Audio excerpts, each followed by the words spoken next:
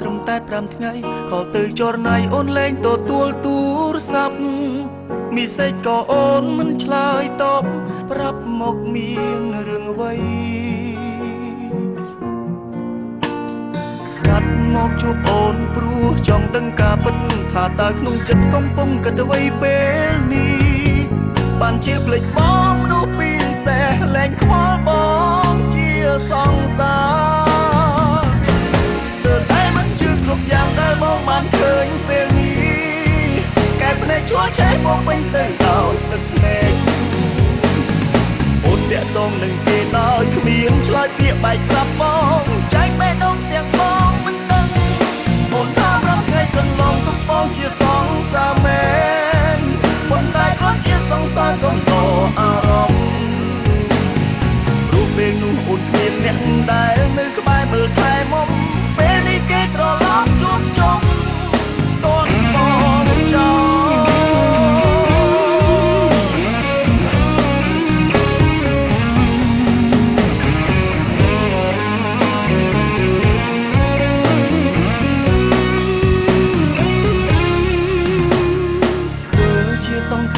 បានត្រឹមតែ5ថ្ងៃក៏ទៅចរណៃអូនលែងទទួលទូរស័ព្ទ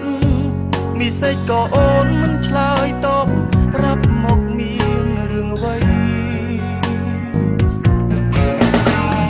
ស្ដាប់មកជួបអូនព្រោះចង់ដឹងការពិតថាតើក្នុងចិត្តកំពុងគិតអ្វីពេលនេះ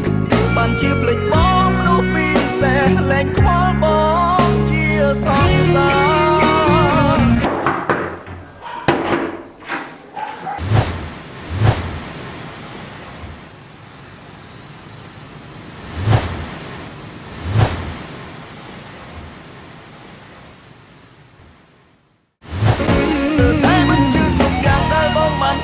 ពេលនេះកែភ្នែកជួលឆេះពោពេញទៅដោយទឹកភ្នែកអូនតាក់ទងនឹងគេដោយគ្មានឆ្លើយពាក្យបែកប្រាប់បងចែកបេះដូងទាំងបងមិនដឹងអូនថារាប់ថ្ងៃកន្លងកំពុងជាសង្សារមែនប៉ុន្តែគ្រាន់ជាសង្សារកំដរអារម្មណ៍រូបពេលនោះអូនគ្មានអ្នកដែលនៅក្បែរមើលថែមុំពេលនេះគេត្រឡប់ជួបជុំ